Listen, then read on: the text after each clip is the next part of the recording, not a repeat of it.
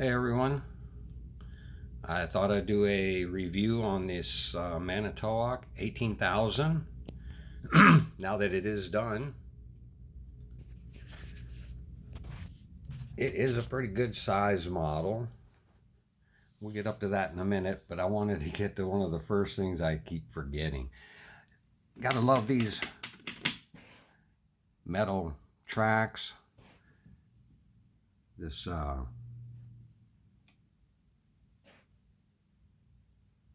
the detail on these hydraulics, and that down there on the left, little tiny lines look like electrical lines. They just put a bunch of this everywhere. All these have hydraulic lines. They all go down in there and hook up. You can see them. They come out of the main boom as well. Excellent detail. And what I wanted to get, well, you can watch this thing turn. I'm just going to grab it by the boom right here. And look how smooth this thing turns. It's just incredible. Look at the little graphics on the back of that cab. Just little things like that are what really get me. I like the detail.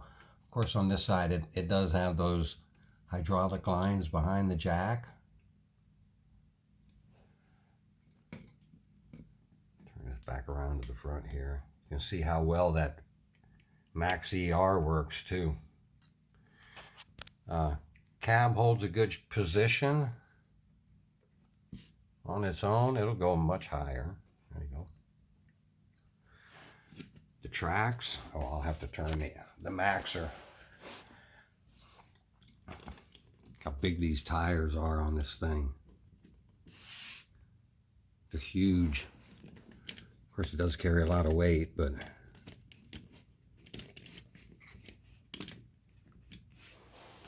for some reason, these Manitowocs, the tracks work so good.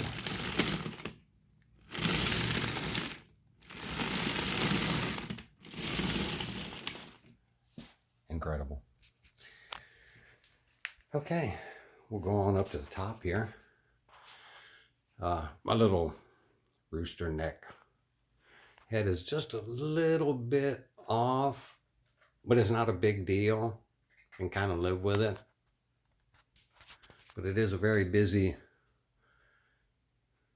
head on the boom, on the jib.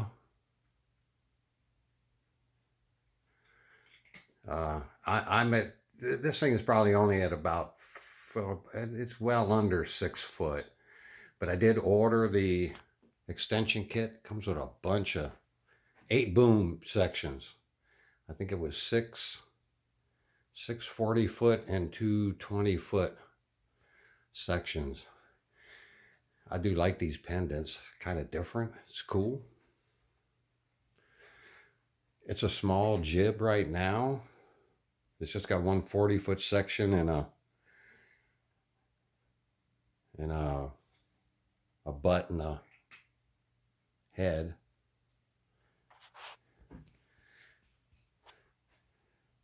The luffing arm was a little bit bent. I tried to bend it back a little bit and it's a lot better, but you can kind of see it. It's got a little tiny tweak to it. I'll live with it though. I did reeve these like they said to. So it's cross-reeved and skipped spools. Same thing on that one, as you guys remember. They wanted everything done like this, and since the rope comes up through the middle, you don't have much choice. Moving it to over here puts too much of an angle on the rope, and it's probably going to slip off more than anything if you start using it. So I just do them like this.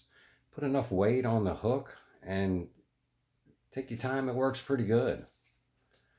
I really haven't had that much trouble. This is done the same way. You can see it all in there. Not afraid to do these anymore. And this comes the same way. There's nothing to guide the rope. So you're coming all the way from the bottom to the top here at an angle. And I don't know, it just seems like it would slip that pulley too much. So I brought it up in the middle. It ties off in the middle there, you can see it. Same with this one. They didn't give you a tie off spot, so it's on the pulley shaft. They could have done better. But this mast they give you, huge. I'll try to level it here a little bit, and you can see the difference of that 650 back there. This mast is about a good maybe 4 or 5 inches taller. It's huge. And just good detail. There's internal bracing on them. I kind of like these. All of them turn, of course. They're all metal and they turn. They look pretty cool.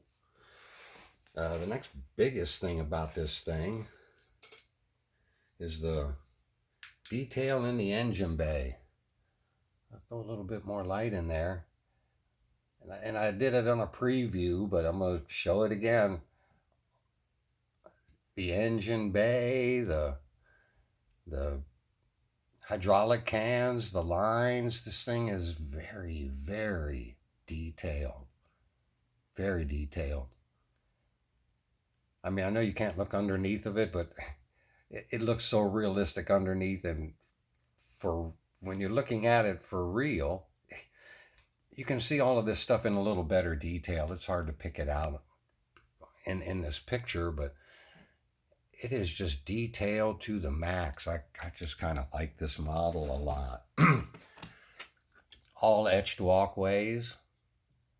Yes, I had a few problems with it. Some things were tweaked and I had to bend them back a little bit. But all in all, can't complain. Here's some more detail. Hydraulic lines and stuff all here. All on the back, on the other side. These big, huge wheels. It does have lifting jacks that work, hold it up pretty good, and they are not threaded. So they're smooth, they look cool.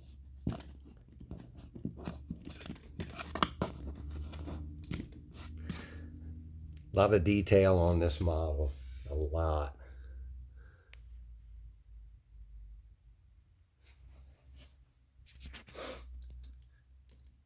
This is spring-loaded. Yeah, I would recommend this model for sure. It has so much detail on it. These little lifting hooks on a chain. Yes, they all got them. Two on each side. Just very, very nice detail on the model. Hard to complain. Like I said, plenty of internal bracing. The luffing arms are monster sized. This is definitely a heavy duty crane. You can see the difference in the diameter of the boom to that 650. Look at the difference. It's huge in comparison. I mean, everything on this model is bigger. These tracks are taller. It's a big, big, big model. And I'm gonna put a couple of boom sections in it and make it a little bit taller. And you can see here, we're about at 5.5 feet or so. And you can see that 650 is way bigger right now. So it's at 1300. It's way big. But I'm going to take care of that here in about another week or two, I think. It's coming from Canada. I just sent the guy the funds. So he should be shipping it any day now. My take on this model, I highly recommend it. It's got excellent detail to it. It's a big model. I did go ahead and I did. You can see the two. I pulled 2 drums off. There they are right there. There's the one for the whip line. So there are 3 lines coming up here. And yeah, this is wired with 2 drums, just like all the rest of them that I've been doing. They do show you how to do this with 1. If that was your cup of tea, when you come off of the center, because you can't come any other way, it'd be difficult to come off of this and over to a pulley over here so that you could just do your looping straight across. So you are forced to cross reeve if you only run 1 wire, because you're going to have to come out of one of these middle ones, and then you got to reeve across this way and back over this way, because you can't start here and just reeve across here to put your hook. It would look funny. So yeah, you have to do the cross reeving to get back to the other side and even out the rope on your hook block. So rather than that, I just ran 2 of them. Gives the thing gives the crane the power to lift it. Big hook too. Look at that thing. Of course it swivels and rocks, but the little thingies here don't work, which is really no big deal. I mean, even the jib diameter of the boom sections are big. I mean, that's the size of the main boom on the 650.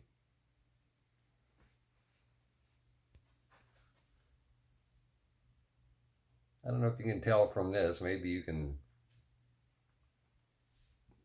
see it, but that is a much bigger. Yeah, the jib is hair smaller than the main boom, like they all are, but that jib is big. I mean, the boom sections are about the same size as the main boom. Just the diameter of the tubing used is a little bit smaller, but yeah, I could probably put one of them boom sections in here, because it is exactly the same size, just a different diameter here. It would look funny. All right, there you go. It's a big bad model. Look at that badass. Yeah, it's a bad model. But I do have one last complaint.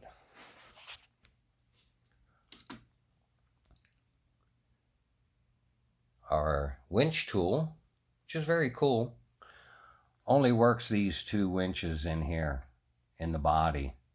All these winches here